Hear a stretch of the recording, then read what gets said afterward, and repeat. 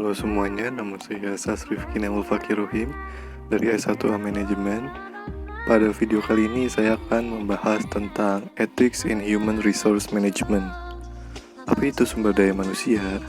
Sumber daya manusia adalah manusia yang bekerja di lingkungan suatu organisasi. Dapat disebut juga sebagai personil, tenaga kerja, pekerja, atau karyawan. Dan juga merupakan potensi manusiawi bagi penggerak organisasi dalam mewujudkan eksistensinya. Sumber daya manusia memiliki beberapa fungsi operasional.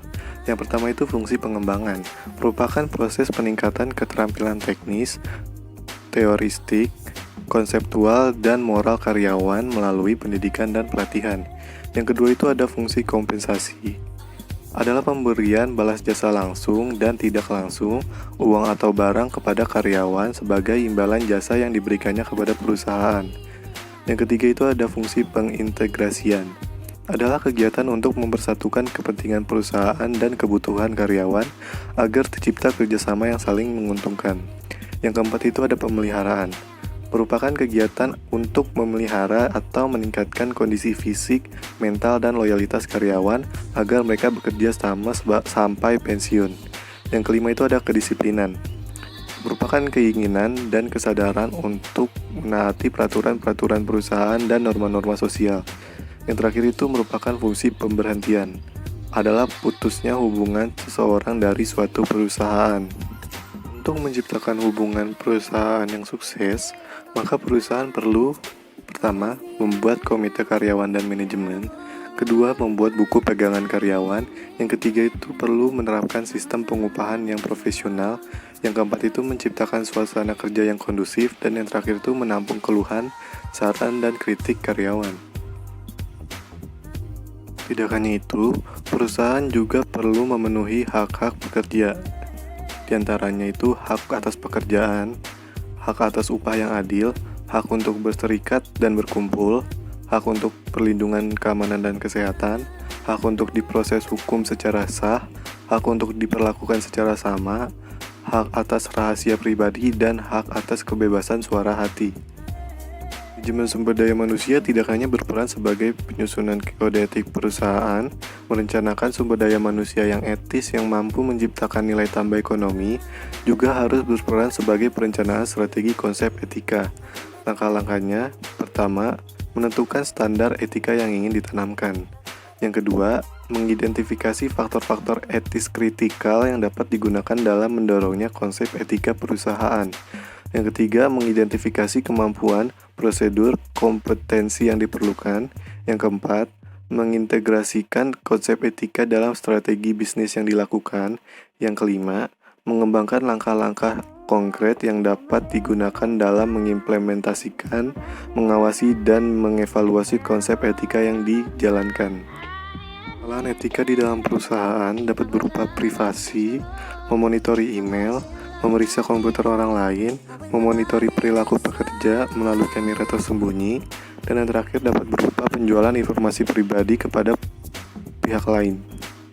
Whistleblowing. Whistleblowing merupakan tindakan yang dilakukan oleh seseorang atau beberapa orang karyawan untuk membocorkan kekurangan yang dilakukan oleh perusahaan kepada atasannya atau kepada pihak lain.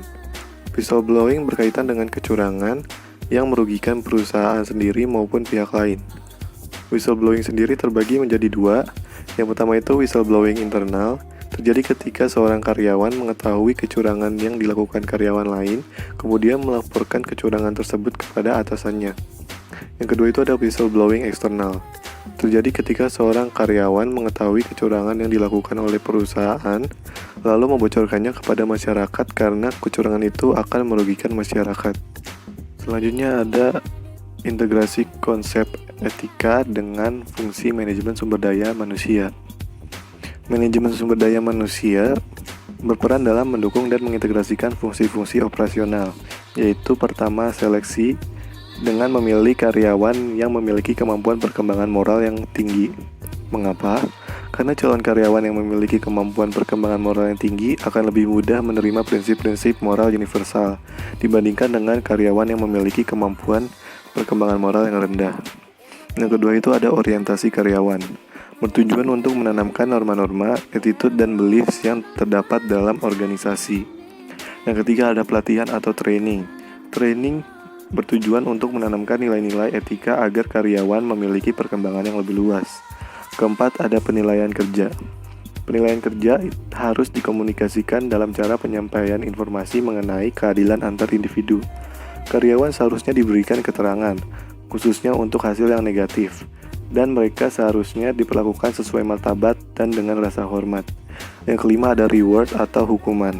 Pendekatan yang kompleks dapat dilakukan dengan pemberian reward untuk perlakuan yang etis dan hukuman untuk perlakuan yang kurang etis. Dengan adanya reward, diharapkan tuntunan adanya perilaku yang lebih beretika tidak dianggap sebagai suatu tambahan beban. Menurut Dave Ulrich pada tahun 1996, terdapat 4 aspek untuk meraih keunggulan yang dilakukan dalam pengelolaan sumber daya manusia dalam perusahaan.